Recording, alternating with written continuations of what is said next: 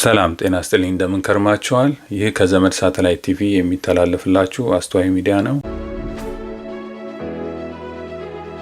እኔ አዘጋጅ ያሬድ ኃይለ ገብርኤል ነኝ። ለዛሬ ይዤላችሁ የምቀርበው ኦርቶዶክስ አርበኝነት ለነጻነት በሚል አርዕስት ይሆናል። መልካም ቆይታ። ሰሞኑን እንግዲህ በተከታታይ ስናስተላልፈው የነበረው ስለ ኢትዮጵያ ታሪክ ነበረ። እንግዲህ አሁን በኢትዮጵያ ውስጥ ባለው ሁኔታ እንደምታውቁት በሚዘገንን ሁኔታ እየቀጠለ የመጣውን የኢትዮጵያ ኦርቶዶክስ ተዋሕዶ ክርስቲያኖች ጭፍጨፋ ለማስቆም ምን መደረግ አለበት የሚል በየቦታው ኦርቶዶክሳውያን የሆነ የሚመካከርበት ጊዜ ነው። ስለዚህ ይሄንን እንደዚህ አይነት ጉዳዮችን አንስተን የተወያየ ነው። ረጅም ጊዜ ያሳለፈ ቢሆንም አሁን ህዝባችን ያን በወቅቱ በደንብ ያልተገነዘበ ሲሆን አሁን ግን ሁኔታው እየገፋ መምጣቱ ሁሉም ሰው እንዲያስብበት ሆኗል። በመሃል ደግሞ የዚህ ኦርቶዶክሳዊ በአብዛኛው 90% ኦርቶዶክሳዊ የሆነ የዚህ የፋኖ የአርበኝነት ትግል ሲጀመር ብዙ ሰው ተስፋ ያደረገው በዛ ጦርነት ወይም የፋኖ ትግል ለሁሉም ለኢትዮጵያውያንም ለኦርቶዶክሳውያንም ነጻነት ይዞ ይመጣል የሚል ተስፋ ነበረው። በተለይ የትግሉ ሲጀመር እነ ጎቤ የተናገሩት ነገር ነበረ። የመጀመሪያው አርበኝነቱን የጀመሩት እኛ የምንታገለው ለሃይማኖታችንም ለማንነታችንም ነው ብለው ነበረ። ምክንያቱም ይታወቃል ህወሓትም ሆነ ኦነጋውያንም ቢሆን ከጥንት ከታሪክ ተያይዞ የመጣው ኦርቶዶክሳዊ ጥላቻ የአማራ ጥላቻ ያለባቸው መሆኑን የቅኝ ገዢዎች ተላላኪ መሆናቸው የታወቀ ነው። ስለዚህ ብዙ ኦርቶዶክሳዊ አማራውም በኦርቶዶክሳዊ እንደመሆኑ ይሄ ተስፋ ነበረ።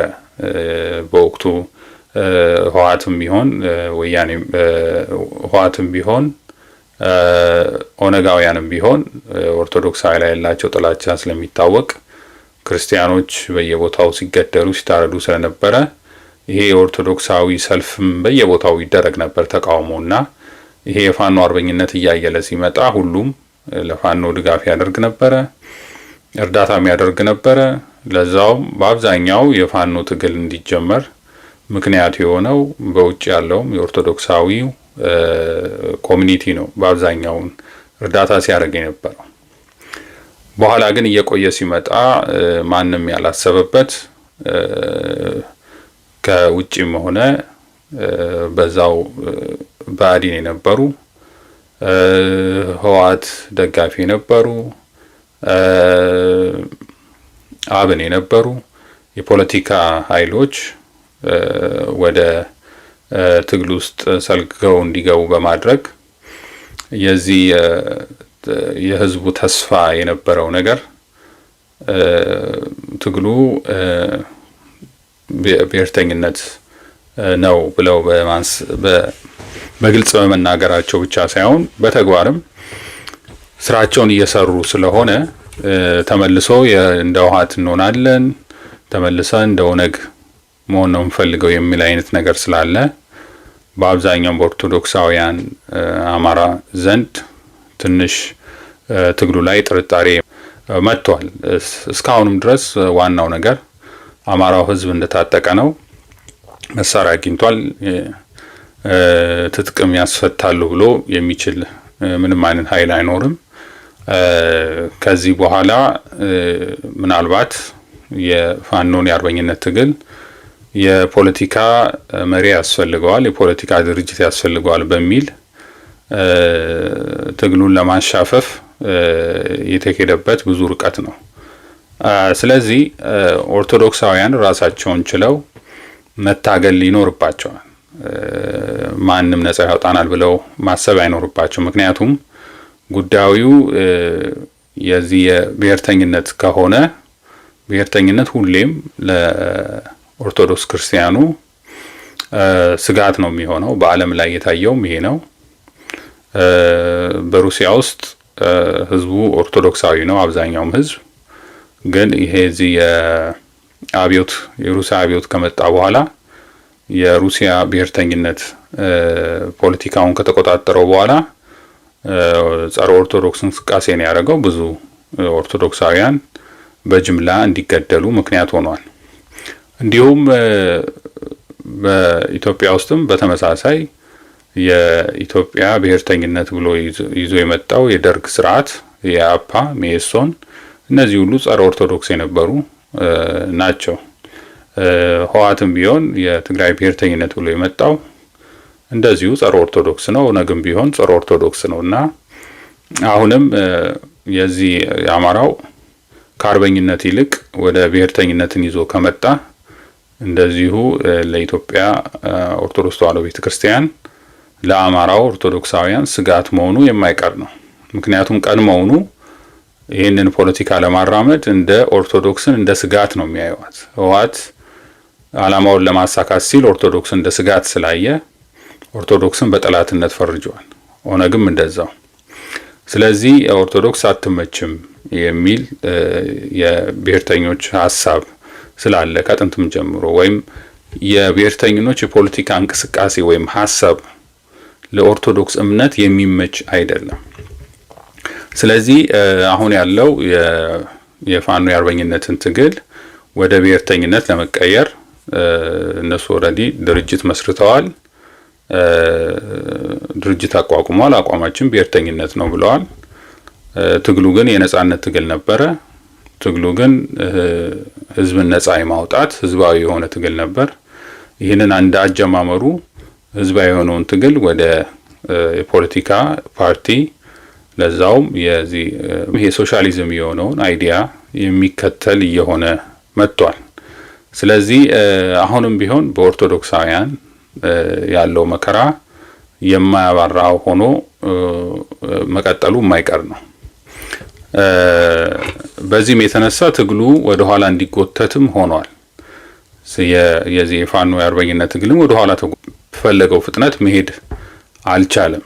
ያልቻለበት ምክንያት ወደዚህ በፖለቲካ በተለይ ግራ ዘመም የሆነው ፖለቲካ ይዘው ባህሪው የብሔርተኝነት ባህሪ እርስ በርስ መጋጨት፣ መለያየት፣ መጣላት፣ የስልጣን ሽኩቻ የመሳሰሉት ነገር ስለሆነ ከዚህ ሊወጣ አይችልም። በዚህ ውስጥ ህዝቡ መከራውን እያየ ነው ማለት ነው። ለዚህ ደግሞ ትልቁ ተጠቂ ኦርቶዶክሳዊ ክፍል ነው። ስለዚህ ምንድነው በአሁን ሰዓት የኦርቶዶክስ አርበኝነት ራሱን ችሎ መታገል ያስፈልጋል። በአርበኝነት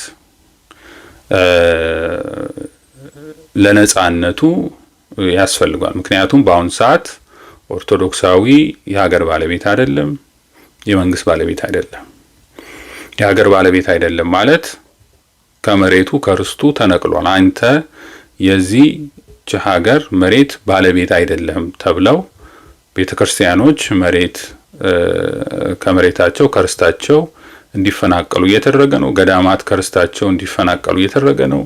ቤተክርስቲያናት እንዲዘጉ ተደርገዋል። ስለዚህ የቤተክርስቲያን የሀገርና የመንግስትን ባለቤት አይደለም። ከመንግስት ከፖለቲካው ስርዓቱም ወይም ከስርዓተ መንግስቱም እንዲባረሩ ተደርገናል። አሁን በቁጥጥር ስር የያዙት የፕሮቴስታንት ኃይል ነው በኦነጉ ላይ፣ ሌላው ሶሻሊስቱ የህወሓት ኃይል ነው።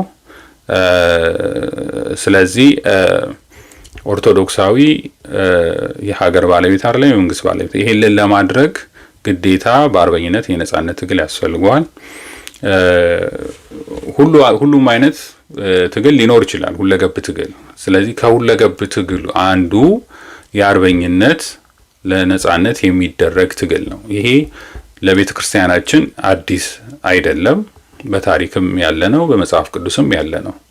የመጀመሪያ አርበኛ ተብሎ የተጠቀሰው በመጽሐፍ ቅዱስ አብርሃም ነው።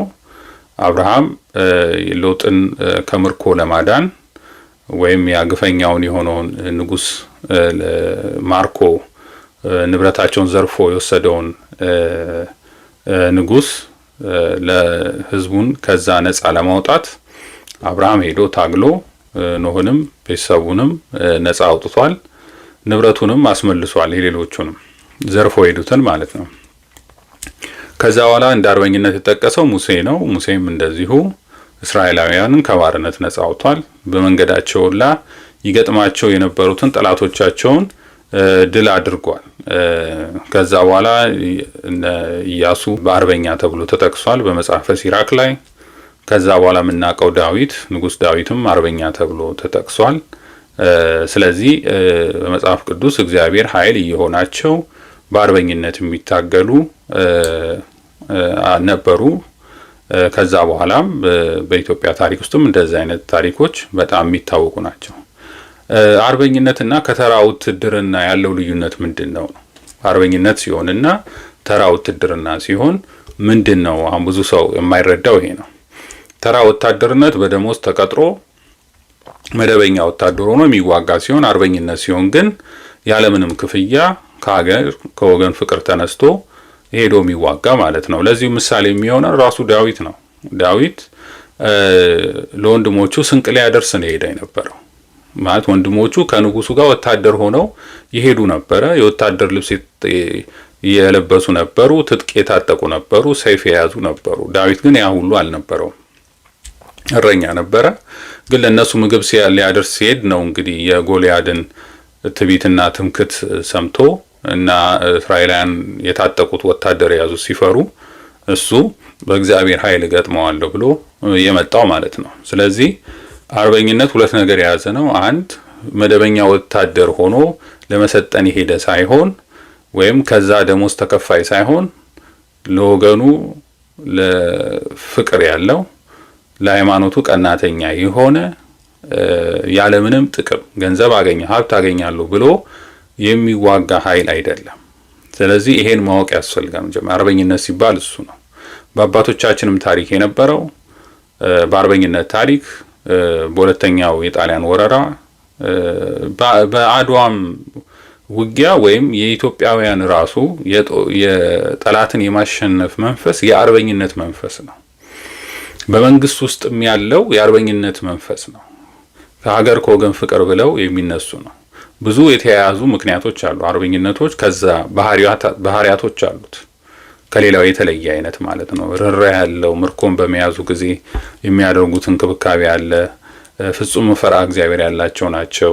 ሃይማኖተኞች ናቸው እና እንደዚህ አይነት ባህሪዎች ይታይበታል የኢትዮጵያው ስርዓት ማለት ነው። ስለዚህ በሁለተኛው ዓለም ጦርነት በጊዜ ወይም ጣሊያን ሁለተኛ ጊዜ ኢትዮጵያን በወረረ ጊዜ የታየው አርበኝነት ንጉሱ አልነበሩም፣ ከሀገር ተሰደዋል።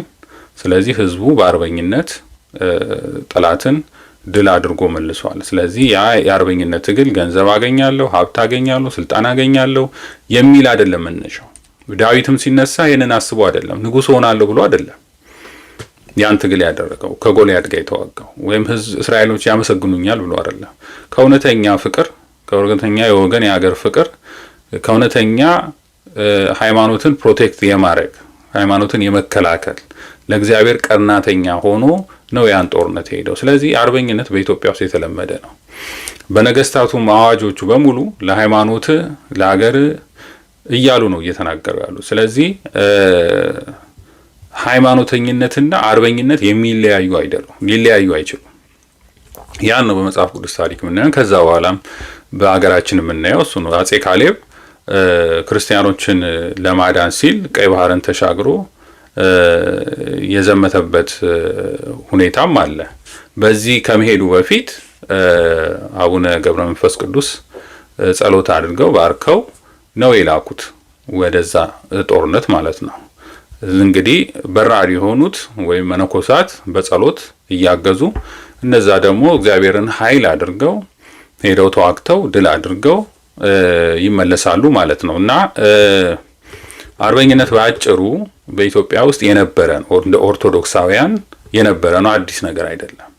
ስለዚህ ዛሬ አርበኝነት ያስፈልገናል ስንል አንደኛ የሀገር ባለቤት አይደለንም፣ የመንግስት ባለቤት አይደለንም። ልንወጣ የምንችለው በዛ በአርበኝነት ትግል ብቻ ነው። ያ ነው አማራጭ ያለው፣ ያ ነው የተሰጠንም አማራጭ። ያለበለዚያ ሊገሉን ነው ማለት ነው፣ እየገደሉን ነው ያልነው። አንዳንዶች ስጋት አላቸው። እኛም ተነስተን ራሳችን እንከላከል ብለን እነሱ ምን እነሱማ እየገደሉን ነው። በጦርነትና በዘር ማጥፋት ያለው ልዩነቱን አልተገነዘቡም። የትኛው ነው የሚከፋው ነው? አሁን ያለንበት ነው ዘር ማጥፋት ነው የሚከፋው ወይስ ጦርነት ነው? ዘር ማጥፋት ቁጭ ብሎ መሞት ማለት ነው። ዝም ብለህ ስትገደል አምነህ መቀበል። አሁን ያለው ሁኔታ ይሄ ነው። ኦርቶዶክሳውያን ዝም ብለው ይሞታሉ፣ ይገደላሉ፣ ተሰብስበው በጅምላ ይቀበራሉ። ይሄ ነው ያለው ሁኔታ። ስለዚህ ጦርነት ሲሆን ደግሞ ሁለት ነገር ነው። አንድ ወይ ታሸንፋለህ፣ ሁለት ደግሞ ስትሞት ዝም ብለህ አትሞትም፣ ገለህ ነው የምትሞተው። ስለዚህ የሚከፋው አሁን ያለንበት ሁኔታ ነው ያለው የሚከፋው። ዝም ብሎ መሞት ይከፋል። በዓለም አቀፍም በጦርነት ሰው ቢሞትና ዝም ብሎ በአንድ ሰው ጄኖሳይድ ሲደረግ ያለው ልዩነት የተለያየ ነው። ወንጀሉም ከፍተኛ ነው። ለምሳሌ በጦር ወንጀል ሰዎች ይከሰሳሉ። ለምሳሌ የምርኮኛ አያያዝ ትክክል አልነበረም። ጦርነቱን በምታደርግበት ቦታ ላይ ሲቪሊያኖችን ጥቃት ውስጥ ገብተዋል ተብሎ ሰው በጦር ወንጀል ይከሰሳል። ጄኖሳይድ ግን ከጦር ወንጀል የባሰ ወንጀል ነው። ስለዚህ አሁን እየተደረገብን ያለው የዘር ማጥፋት ወንጀል ነው እየተሰራብን ያለ ነው። ስለዚህ ያንን መቀልበስ የምንችለው በጦርነት ነው። ሁሌም ዘር አጥፋት ወንጀል የሰሩ ሰዎች ተሸንፈው ነው መፍትሄ የሚመጣው። ለምሳሌ የሂትለርን ብናይ ተሸንፎ ነው። ሂትለር ስለተሸነፈ ነው። ባይሸነፍ ኖሮ እኮ ዘር አጠፋ ተብሎ ወንጀል የሚጠይቀው አልነበረም ቢያሸንፍ ኖሮ። ስለዚህ ተሸንፎ ነው ወንጀለኛ የተባለው ማለት ነው። ስለዚህ በሩዋንዳም ቢሆን ተሸንፎ ነው። ያን ዘር ማጥፋት ያደረጉ ሰዎች በወንጀል የተጠየቁት ተሸንፈው ነው። በወታደር ኃይል ተሸንፈው ነው። ቱሲዎች አሸንፈው ነው እነሱን በዘር ማጥፋት ወንጀል የከሰሷቸው። አሁንም እንደዛ ነው። እኛ ካላሸንፍን በቀር አሁን የሚያስገድሉን ሰዎች እና አብይም ሆኑ ኦነጋውያን ሌሎችም ቢሆን ሌሎች ብሔርተኞች፣ ናሽናሊስቶች እነዚህ ሁሉ ከዘር ማጥፋት ነፃ የሚሆኑ አይደሉም። ስለዚህ እነዚህን ሁሉ በወንጀል ልንጠይቃቸው የምንችለው ምን ስናደርግ ነው? ስናሸንፋቸው ነው። ካላሸነፍናቸው ወንጀለኛ ሳይሆኑ ይቀራል። ማንም በዓለም ላይ ወንጀለኛ አይላቸው። የሲሪያን ኦርቶዶክሳውያን የገደሉት ዛሬ ስልጣን ላይ ተቀምጠዋል። ወንጀለኛ አልተባሉ፣ ምክንያቱም ስላሸነፉ። ወንጀለኛ ያላቸው የለም። በፊት ወንጀለኛ ተብሎ ነበረ። ያ ከወንጀላቸው ነፃ ሆኑ። ማሸነፋቸው ከወንጀል ነፃ አድርጓቸዋል። ስለዚህ ማንም በወንጀል አይጠይቃቸውም። ወንጀል ይጠይቋቸዋል ብላችሁ እንዳታስቡ። በተለይ እንደኛ አይነት ህዝቦችን ማንም ሊጠይቅ አይችልም። እስራኤላውያን ገትረው ስለያዙ ነው። አውሮፓውያንን ገትረው ስለጠየቋቸው ነው። ተከራክረው ነው በወንጀል ያስጠየቋቸውና ፍርድ ቤት ያስገቧቸው። ስለታገሉ ነው። ዝም ብለው አይደለም። እንደኛ አቅመ ቢስ ቢሆኑ ማንም ዞር ብሎ የሚያይ የለም። እና ይሄን ማየት ያስፈልጋል። ለዚህ ነው ኦርቶዶክሳውያን ያለን አማራጭ አርበኝነት መታገል ነው። የተለያዩ ዘዴዎች አሉ። ያን ለማድረግ የተለያዩ ዘዴዎች አሉ፣ የትግል ስልቶች አሉ። እሱን እንግዲህ እያነሳን እናወራለን። ይሄ ትግልም እስከ መጨረሻው እንዲቀጥል እንታገላለን ማለት ነው። ከዚህ በኋላ በተከታታይ የምናነሳው ስለ አርበኝነት ትግል ይሆናል፣ ስለ ኦርቶዶክሳውያን። በመሀል የሚመጡ ነገሮች ካሉ እያነሳን የመጡ ችግሮች ካሉ እንዴት መደራጀት እንደምንችል፣ እንዴት መንቀሳቀስ እንደምንችል ነው የምናወራው። ቀላል ነው። እኛ እግዚአብሔርን ይዘን ከታገልን ምንም ችግር የለም። ማንም አያሸንፍም። ችግሩ ያለው እኛ ጋር ነው። እግዚአብሔርን ትተን ሰው ስንፈልግ፣ አሁን በፋኖ ትግል አይተን ከሆነ ምዕራባውያንን እንዳይከፋቸው ተብለው ነው። አይ እኛም ለሃይማኖታችን አንታገልም የተባለው እንዳይከፋቸው እነሱ ስልጣን ሊሰጧቸው ስልጣን ለማግኘት እነሱ ስልጣን እንዲሰጧቸው ፈረንጆቹ የሚያወጡት መግለጫቸው ለፈረንጆች ተብሎ ነው መግለጫ የሚወጣው። እስቲ ሁለት ድርጅቶች አሉ አይደል? ለማን ብለው? ለአማራ ብለው ነው የሚያወጡት መግለጫ። ለአማራ ብለው የሚያወጡት ምንም አይነት መግለጫ የለም። የሚያወጡት መግለጫ ለፈረንጆቹ፣ እነሱን ነው ለነሱ ነው የሚጨነቁት። አይጠቅሟቸውም፣ አያዋጣቸውም የሚያረጉት ጥረት እና ስለዚህ ነው ኦርቶዶክሳውያንንም ጠይቀው እነሱ ትግሉን ለሃይማኖት ልታረጉት ነው እንዴ ሲሏቸው አይ አይደለም ብለው እንዳያስመስል ኦርቶዶክሳዊ እንዳይመስል እኛ ዝም ብለን አይደለም የምንናገረው፣ በእጃችን ላይም ዶክመንት አለ። እንዳይመስል ሃይማኖታዊ እንዳይመስል መስቀላችሁን ደብቁ እስከ መባል ተደርሷል። አሜሪካ ውስጥ ለሚደረግ ሰልፍ፣ ዋሽንግተን ዲሲ ላይ ለሚደረግ ሰልፍ ስትወጡ ለምን ካህናት ይወጣሉ እስከ መባል ድረስ ነው የደረሰው። ለምን ካህናት ብቻ ለምን ይወጣሉ? ሃይማኖታዊ እንዳይመስል ካህን ሆኖ አማራ ሆኖ ሰልፍ መውጣት አይችልም። ይሄ ነው ዓላማ። ይሄን የሚያስቡ ሰዎች ናቸው አሁን በኋላ ትግል ውስጥ የገቡት። ከኋላ ሆኖ የሚረዱ ከውጭም ሆኖ የሚረዱ አሉ፣ እናውቃለን። እነሱ ብአዴን የነበሩ ተረፈ ብአዴን የነበሩ ከብአዴን ጋር ሲዘርፉ የነበሩ የህዝቡን መሬት እየዘረፉ ሲሸጡ የነበሩ ሀብት ያገኙ የደለቡ እነሱ ናቸው አሁን ከኋላ ይዘው ትግሉን እናስቀጥላለን ብለው አሁን ከህወሓት ጋር የሚያደራድሩት።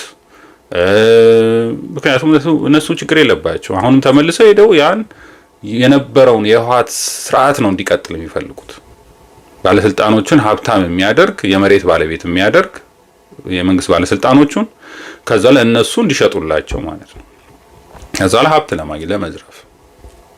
እነዚህ ናቸው አሁን የፋኖን ትግል እናስቀጥል ከህዝባዊ ትግል አውጥተው ከህዝባዊ መሰረትነቱ አውጥተው በእነሱ ትከሻ ላይ ያደረጉት ማለት ነው። ስለዚህ አሁን ህዝቡም ጥርጣሬ ስላለው ከህዝባዊ መሰረት ከተለየ የሚደግፍም የለም። አሁን እየሆነ ያለ ነው። ህዝቡ አይረዳንም እያሉ ለምን ነው የሚረዳው? ለማን ብሎ? ለህወሓት ለመርዳት ህወሓትን ተሸክሞ ለመግባት። ይሄ የማይሆን ነገር ነው። ስለዚህ አንፈልግም ብለው በግልጽ ተናግረዋል። እኛ ስለ ኦርቶዶክስ አይመለከትንም ብለዋል። ስለዚህ ኦርቶዶክሳዊ ራሱን ችሎ ይታገላል ለነጻነቱ ማለት ነው። ለአርበኝነት ለነጻነቱ ይታገላል። በዛው በፋኖ አርበኝነቱም ያሉ ኦርቶዶክሳውያን አማሮች በዚህ የሚያምኑ በሃይማኖታቸው የሚያምኑ ለሃይማኖታቸው የጸኑ ይህንን ሀሳብ ይቀበሉናል ብለን እናስባለን። ለእውነት ለሃይማኖታቸው ብለው የወጡ ስላሉ ሃይማኖታችንን ለማዳን ብለው የወጡ ስላሉ እነሱ ይህን ሀሳብ ይቀበሉናል እንጂ ምዕራባውያን እንዳይከፋቸው ብለው ጠላቶቻችን እንዳይከፋቸው ብለው ወደ ኋላ የሚመለሱ አይመስለኝም። ይሄ የፖለቲካ ክንፍ ተብሎ የመጣው ብሔርተኝነት አራምዳለሁ የሚለው ከውጪ ደግሞ ተልኮ ፈረንጆች እንዳይከፋቸው ሁሌ መግለጫ ያወጣ የእስክንድር ቡድን የሚባለው እነሱ እንዳይከፋቸው ሁሌ የውጭ ማህበረሰብ የሆነጭ ማህበረሰብ ነው የሚሉት። ስለዚህ እነሱ የሚፈልጉት ደግሞ እንዴት ኦርቶዶክሳዊ ወደ ስልጣን አማራ ኦርቶዶክሳዊ ወደ ስልጣን እንዲመጣ አይፈልጉም። ማንን ወደ ስልጣን ለማምጣት እንደፈለጉ አይገባንም። ስለዚህ ዛሬ ኦርቶዶክሳውያን ተው ከተባሉ ነገም አማራ አይምጣ ቢባሉ የሚቀበሉ ናቸው። ምክንያቱም እነሱን ጥቅማቸውን ነው የሚያሳድደው። ሁሌም ናሽናል ብሔርተኝነት ጥቅም ነው የሚያሳድደው፣ ሌላ ምንም የለም። መዝረፍ ነው የሚታያቸው፣ ሀብት መውሰድ ነው የሚታያቸው። ያንን እያዩ ያደጉ ናቸው እነዚህ ሰዎች። የህወሓት ሰዎች የነበሩ ናቸው፣ ኦነግ ብአዴን የነበሩ ናቸው። ስለዚህ ህወሓት ሲሰርቅ ሲዘርፍ አይተዋል። እነሱ እንደ ህወሓት ካልዘረፍን ካልሰረቅን ነው፣ ሌላ ነገር የለውም እንጂ ህዝብን ነጻ ለማውጣት አይደለም። ፓርቲ ሆኖ የተደራጁት ፓርቲ ሆኖ መምጣት የፈለጉት። ስለዚህ ህዝባዊ ትግል የአርበኝነት ህዝባዊ ሆኖ የሚቀጥል ነው። ለምንድን ነው የፋኖ ምክር ቤት እንዲበተን የተፈለገው? ለምንድን ነው በምክር ቤት ተቋቁሞ መሄድ ያልቻሉት? ለምንድን ነው የፖለቲካ ድርጅት መፍጠር የፈለጉት? ለምንድን ነው ኦርቶዶክስ ቤተክርስቲያንና ለኦርቶዶክስ አንታገልም ብለው ያሉበት ምክንያት ለምንድን ነው? ይመልሱ። ይሄ 90% ኦርቶዶክሳዊ ታጋይ ነው። ማንንም ሙስሊም ከፋኝ አላለም። ውሸት ነው። ሙስሊም አማራ ከፋኝ ለምን እንደዚህ ይሆናል ምናምን አላለም። ምክንያቱም እውነት ነው። አገሪቱ ውስጥ ያለው ተጨባጭ ሁኔታ ኦርቶዶክስ ቤተክርስቲያን በሚቃጠልበት ቦታ አማራ ይገደላል። ኦርቶዶክስ በምትቃጠልበት ቦታ ላይ ኦርቶዶክሳዊ አማራ ይሳደዳል። አንድ አይነት ነው። አንድ አይነት ጠላት ነው ያላቸው። ይሄ ማንም ያውቃል። ከጣሊያን ጀምሮ ጣሊያን አማራን ሲያደድ ኦርቶዶክስን እያሳደደ ነው። አማራን ጠላት አድርጎ ኦርቶዶክስን ጠላት አድርጎ ነው። ይሄ የነሱ የቅኝ ግዛት ሳይንስ ነው። ሁለቱ ናቸው ለኛ እንቅፋት የሆኑብን ብለው ስላሰቡ። ስለዚህ ይሄ ቀላል ነገር ነው። ስለዚህ ለምንድን ነው ስለ ኦርቶዶክሳዊ አንድ ኦርቶዶክሳዊ ለሁለቱ መታገል የማይችልበት ምክንያት ምንድን ነው? ምንድነው ምክንያታቸው? ውስጥ ይናገሩ ወጥተው። ኦርቶዶክስ ከሃይማኖታችን ይለኝ የሚለው ነገር ከምን የመነጨ ነው? ከማን የመነጨ ነው? ስለዚህ እንደዚህ አይነት አስተሳሰብ ያላቸው እንኳን አይደለም ስለ ኦርቶዶክሳዊ ሊታገሉ ለኛ ተቃውሞ ስትወጡ ስለ አማራው ስለሞተው ስትወጡ ካህን ይዛችሁ አትውጡ የሚሉ ናቸው። ሌላ ነገር እንዳይመስል ሌላ ነገር እንዳይመስል ይሏቸዋል። እና እንደዚህ የሚሉ ስለሆኑ ኤክስፔክት አታርጉ፣ ነፃ ያወጡናል ብላችሁ እንዳትጠብቁ። ያሉትም መከላከያ ከክልላችን ይውጣ ነው ያሉት። ከዛ በኋላ ምን ሊሆን ነው? ሌላ ኦርቶዶክሳዊ ምን ሊሆን ነው? ሸዋ ውስጥ ያለው ምን ሊሆን ነው? ምዕራብ ሸዋ ያለው ምን ሊሆን ነው? አርሲ ውስጥ ያለው ምን ሊሆን ነው? ባሌ ውስጥ ያለው ምን ሊሆን ነው? ሐረር ውስጥ ያለው ምን ሊሆን ነው? ምን ሊሆን ነው? ኦርቶዶክሳዊ ይሄ አራጅ ቡድን እኮ ነው። መከላከያ መስሎ የመጣው እኮ የሰለጠነ ጂሃዲስት እኮ ነው። በመከላከያ ስም የመጣው በኦሮሚያ ልዩ ኃይል ስም የመጣው የሰለጠነ ጂሃዲስት ነው። ስለዚህ ኦርቶዶክሳዊ ራሱን ማዳን አለበት፣ መደራጀት አለበት። እግዚአብሔርን ኪያስ ችግር የለም። እግዚአብሔርን ያዘ ምንም ነገር አይመጣ። እግዚአብሔር የሚፈልገው ይሄንን ነው። መጀመሪያም እኮ እግዚአብሔርን ስለያዙ እኮ ነው የረዳቸው ኦርቶዶክሳውያን። ፋኖቹንም የረዳቸው በዛ ነበር። ሌላ ምንም ምክንያት የለም። ከዛ በኋላ አንፈልግም ሲሉ አንፈልግም፣ ካልፈለጋችሁ ምንም። ደግሞ አብይ የሚባለውን ሰው ልታሸንፈው የምትችለው በእግዚአብሔር ኃይል ብቻ ነው። ሌላ ምንም አታሸንፈው፣ ማንም አያሸንፈው። ሊያሸንፉት የሚችሉ ኦርቶዶክሳውያን ብቻ ነው። ምክንያቱም አብይ ሲመጣ ለምን እንደመጣ ይታወቃል። ማን እንዳመጣው እንዴት እንደመጣም ይታወቃል። እሱን ልታሸንፈው የምትችለው በእግዚአብሔር ኃይል ብቻ ነው፣ በሌላ በምንም አይደለም። የፈለገ ነገር ብታረጉ ልታሸንፉታችሁ። ይህንንም ስለሚያውቅ ነው እሱ ይህን አይነት ፕሮፓጋንዳ እየሰራ ሙስሊም ስንቴ ነው እንደዛ ሲል የነበረው? ለምን ይመስላችኋል? ጎንደር ውስጥ መስጊድ እንደዚህ፣ ጎጃም ውስጥ እንደዚህ ሆነ እያለ ጣልቃ የሚገባው ቶሎ መግለጫ እነ ሽመልስ የሚረባረቡት ለምን ይመስላችኋል?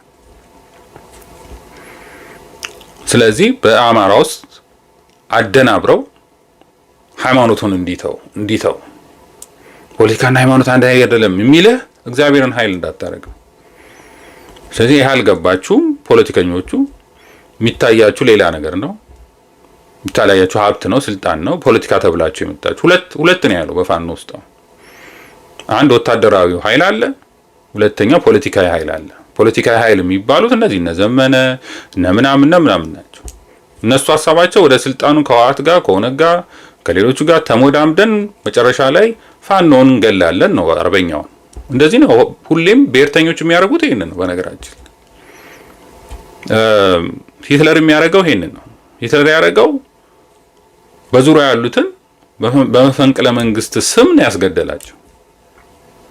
መፈንቅለ መንግስት ተሞከረብኝ ብሎ ሙከራ ራሱ አቀነባብሮ በዙሪያው ነው ያሉት ገደላቸው። ደርግ መፈንቅለ መንግስት ተሞከረብኝ ብሎ ነው መንግስቱ ኃይለማርያም በዙሪያ ያሉትን የገደለው። ፍቃድ ታገኛለህ። የመፈንቅለ መንግስት ሙከራ ፍቃድ ታገኛለህ። የመግደል ሙከራ ተደረገልኝ ብለህ ምንም ነገር ለማድረግ አብይ ምንድነው ፈንጂ ሊጣልብኝ ብሎ ነው አይደለ? ከዛ በኋላ ወጥቶ የቀንጅብ ያለው። ከዛ ላይ ህዝቡ የፈለገውን እንዲያደርግ መብት አለው፣ እንዲያስር፣ እንዲገል፣ የፈለገውን እንዲያደርግ ምንም አይነት ሰብአዊነት አይሰማውም። ከዛ በኋላ የፈለገውን ማድረግ። የካቲት 12 ጭፍጨፋ በጣሊያን ጊዜ ተመልከቱ። ግራዚያኒ ላይ ሙከራ ከተደረገ በኋላ ነው ከዛ በኋላ ህዝቡን የጨፈጨፈው። እና እንደዚህ አይነት ነገሮች ስላሉ አሁንም በእንደዚህ አይነት ምክንያት ናሽናሊስቶች በዚህ የሰለጠኑ ስለሆኑ ብሔርተኞቹ ለነሱ ፖለቲካ ማለት ማጭበርበር ነው። ለነሱ ፖለቲካ ማለት ውሸት ነው። ስለዚህ ነገ ወደ ስልጣንም ቢመጡ መልሰው የሚበሉት እነዚህ አርበኞቹን ነው። ህወሓትም አድርጎታል። ከገባ በኋላ ዋናው የሚባሉትን ታጋዮች አስገድሏል። አይደል? የምናውቀው እኮ ነው።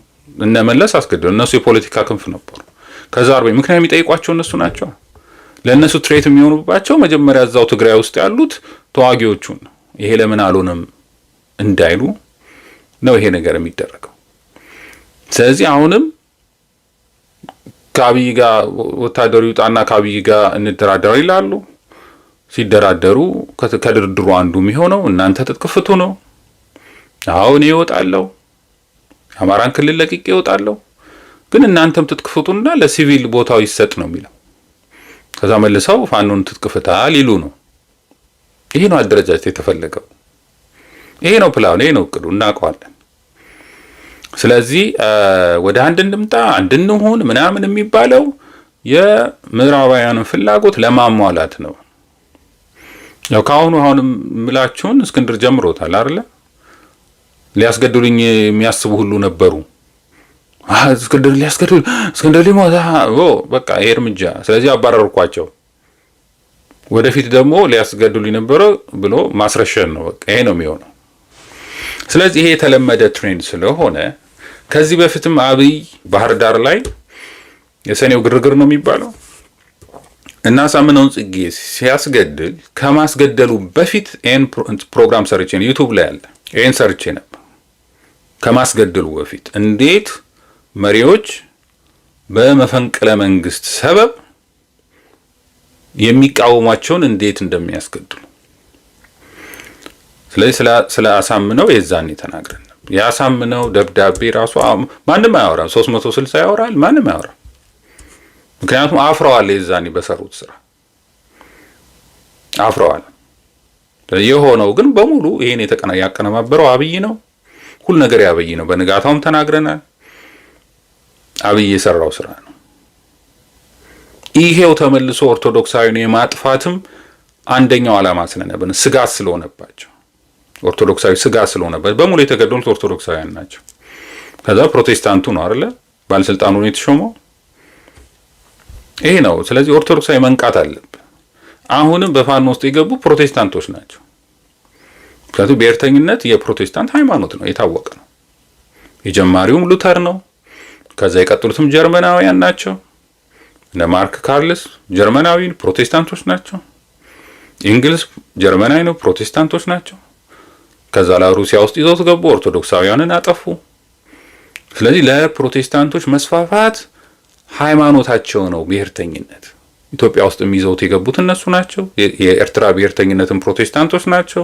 የትግራይ ብሔርተኝነትም ፕሮቴስታንቶች ናቸው። ከዛ ካቶሊኮቹ ተቀላቅለዋቸዋል። ተመሳሳይ ዓላማ ስላላቸው የአፓም ያሉት መሪዎች ፕሮቴስታንቶች ናቸው፣ ካቶሊኮች ናቸው። የኦነግ መስራቾች ፕሮቴስታንቶች ናቸው፣ ብሔርተኞች ናቸው። ሃይማኖታቸውን አስፋፍተዋል። በዛም ኢትዮጵያ ውስጥ የሆነው ይሄ ነው።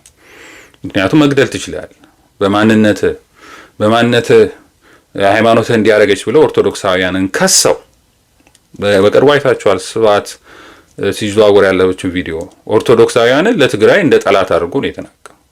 ለሺህ ዓመት ነው የበደለችን ቤተክርስቲያን፣ ካህናት የበደሉን የዘረፉን ነው የሚለው። እንደዚህ ናቸው ናሽናሊስቶች። አሁንም በአማራው የሚመጣው ይሄ ነው። እነዚህ አማራ ብሔርተኞች የሚያራም በኋላ ኦርቶዶክስ ጸረ ኦርቶዶክሶች ናቸው። ለዚህ አየናቸው እኮ በመዋ ተዋህዶን ሲቃወሙ። መዋ ተዋህዶን እኮ እንደፈለጉ ሊሉ ነበረ። ስለዚህ ለጊዜው በርደዋል፣ ግን አሁንም ጠላትነታቸው አለ። ሰዎቹ እናውቃቸዋለን። እነሱ ዝም ቢሉም አምጥተው ገንዘብ እንዲሰበሰቡ ያመጧቸው ጋዜጠኞች እነ ማዕዛን ነው አይደለ? ጸረ ኦርቶዶክስ ናት። ከዛ ላይ ይዘዋት የመጡት ሌሎቹንም ማለት ነው። ቀሚስ የለበሰን ሰው እንጨፈጭፋለን ያሉትን ጋዜጠኞች መልሰው አሁንም ሁለቱም የድርጅቶች እንደ ጋዜጠኝነት ለነሱ ኢንተርቪው ያደርጉላቸዋል፣ የፈለጉትን ያደርጉላቸው። ስለዚህ ኦርቶዶክሳዊ በእንደዛ መተማመን አያስፈልግም፣ አያስፈልግም። ስለዚህ ራሱን ችሎ ኦርቶዶክሳዊ አርበኛው መታገል 90% አሁንም እየታገለ ያለው 90% ኦርቶዶክሳዊ ነው። ምንም የሚመጣ የለም። አማራ ለመክፈል ምንም አይከፈልም። በሃይማኖት አይከፈልም። አማራ በሃይማኖት የሚከፈል የኦነጋዊ ፖለቲካ ነው። የአማራ ውስጥ በሃይማኖት ሊከፈል አይችልም። የማይከፈል ነገር እንዴት ይከፈል? 90% እንዴት ይከፈላል? ሊሸረፍ ይችላል።